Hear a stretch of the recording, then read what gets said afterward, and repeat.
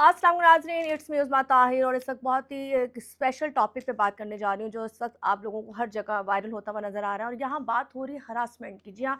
यहाँ पर बात करें एक ऐसे टॉपिक पे जो मेरे ख्याल से बड़ा कॉमन हो चुका है और अब ये आए दिन मैं सुनती हूँ कि किसी ना किसी लड़की को हरासा किया जा रहा है या इसके साथ कोई ऐसी बात हो जाती है जिसकी वजह से ये तमाम चीज़ें हर चैनल की जीनत बन जाती है। खैर, इस वक्त हम बात करें अपनी बहुत ही खूबसूरत अदाकारा मोमना इकबाल के बारे में, जिन्होंने MPA पर इल्ज़ाम लगाया कि उन्हें हरासानी का इल्ज़ाम लगाया कि उन्होंने उनको हरासा किया है और वो उनको काफ़ी परेशान कर रहे हैं और जान से मारने की धमकियाँ भी दे रहे हैं। इसके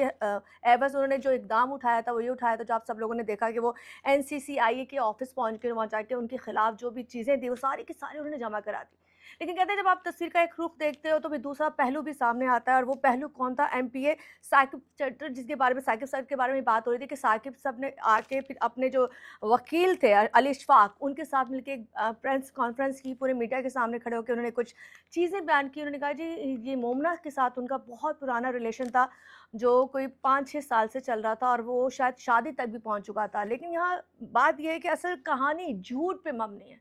झूठ क्या है? जब आप किसी शख्स को ये झूठ बोलेंगे कि आप मैरिड नहीं हो या किसी के साथ दिलाज़ारी करेंगे या कोई ऐसी चीज़ करेंगे और खुल के अगर वो सामने आ जाती है तो फिर डिपेंड करता है औरत पे कि वो उसके साथ रहे या ना रहे। अब यहाँ पे उनके जो वकील हैं, जो साकिब साहब के वकील हैं, उन्होंने इल्ज़ामात लगाए कि बहुत सारे पैसे भी दिए, लग्ज़री चीज़ें भी दी। तो ज़ाहिर-सी बात है जब आप किसी के रिलेशन में होते हो और आपके साथ बॉन्डिंग बहुत अच्छी हो रही हो तो फिर आप एक-दूसरे को गिफ्ट्स की लेन-देन हो गई, मोहब्बत का आपस में तबादला होता है, क्योंकि ज़ाहिर-सी बात है एक शख्स आपकी ज़िंदगी में उस वक़्त ऐड हो चुका होता है। खैर, वो तमाम चीज़ें वो हैं जो साकिब के वकील के थ्रू हम तक पहुँची हैं और अब दोनों तरफ ये मैटर ये हो गया कि एक पर्सनल क चीज़ थी,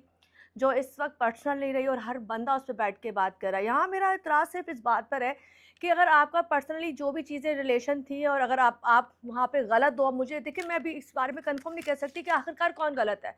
साकिब भी अपनी चीज़ें ओपन कर रहा है और वहाँ पे मोमना ने भी ये कहा है कि जी कुछ चीज़ें ऐसी थी जहाँ पे हमें लगा था कि हम रिलेशन में जा सकते हैं, लेकिन उन्होंने हमसे झूठ बोला और झूठ बोलने के बाद वो औरत पीछे बैक मार जाती है। अब कहा जा रहा है कि मोमना की शादी होने वाली है, इंशाल्लाह बहुत ही कम दिन रह गए हैं कि मोमना की शादी होने वाली है और उसके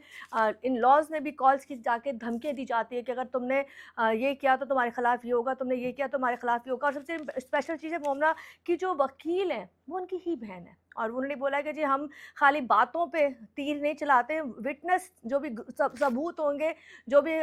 कलेक्ट किए जाएँगे उस बिहाफ़ पे यहाँ पे जरा की जाएगी, वो तमाम सबूत जमा किए कर जाएँगे। खैर, NICCA ने जो चीज़ें कलेक्ट करनी थी दोनों तरफ की कर ली, उसके बाद अब ज़ाहिर-सी बात है दोनों तरफ की चीज़ों को रखने के बाद मोमना इकबाल का डेटा भी निकाला जाएगा, यहाँ साकिब साकिब सर का डेटा भी निकाला जाएगा और उन दोनों के बीच की जो भी चीज़ें होंगी उनको चेक किया जाएगा कि आखिरकार गलती कहाँ है, कौन हरासा कर रहा है, कौन धमकी दे रहा है और असल कहानी कहाँ से हुई है। लेकिन इस कहानी में मतलब की असल बात ये है कि यहाँ पर इतने साल अगर रिलेशन रहने के बाद आप झूठ बोल रहे हो और एक कोई भी फ़रीक अगर आप यहाँ पे सच्चा नहीं है, तो जिसकी वजह से ये रिश्ते ख़राब हुए। खैर, इस वक़्त मोमना क्या इक़दाम उठाएँगी? उन्होंने पिछले बहुत सारी वीडियोज़ में पहले भी बताया था कि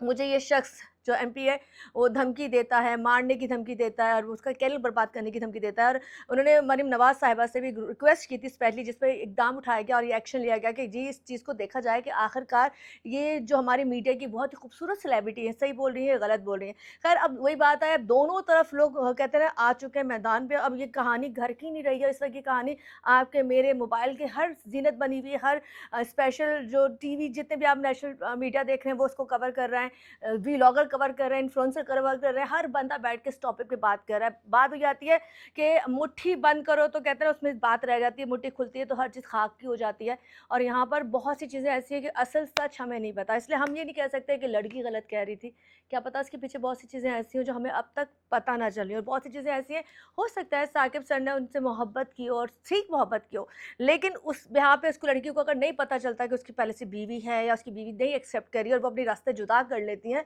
तो ये उसका फ़ैसला था। पर इस पे एक दूसरे के ऊपर ये जो चीज़ें हुई हैं, मुझे लगता है ये नहीं होना चाहिए था। प्यार मोहब्बत से चीज़ें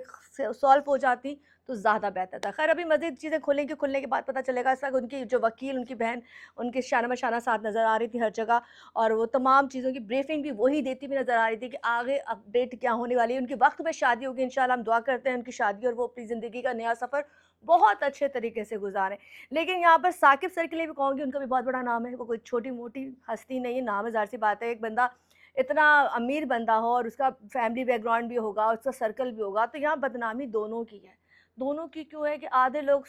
मोमना को गलत कह रहे होंगे, आधे लोग साकिब को गलत कह रहे होंगे और आधे लोग मज़े ले रहे होंगे, जो उस वक़्त उसके साथ घूम रहे होंगे, बैठ रहे थे, वो हँस रहे होंगे, अच्छा देखा कल तक तो साथ थे, आज ये हो गया।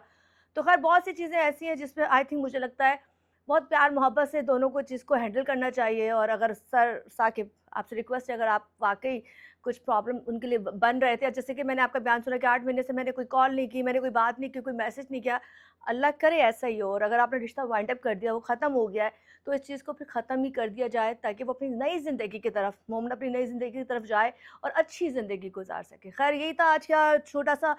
तो नहीं कहूँगी, थोड़ा-सा बड़ा हो गया इंटरव्यू, जिस पे हमने बताया कि आखिरकार इस वक़्त जो फ़ालूदा चल रहा है, वो फ़ालूदा क्या चल रहा है, अब होना क्या है। अब नई एंट्री ये है कि उसके मियाँ तक ये बातें पहुँच गई, उसके मियाँ पे क्या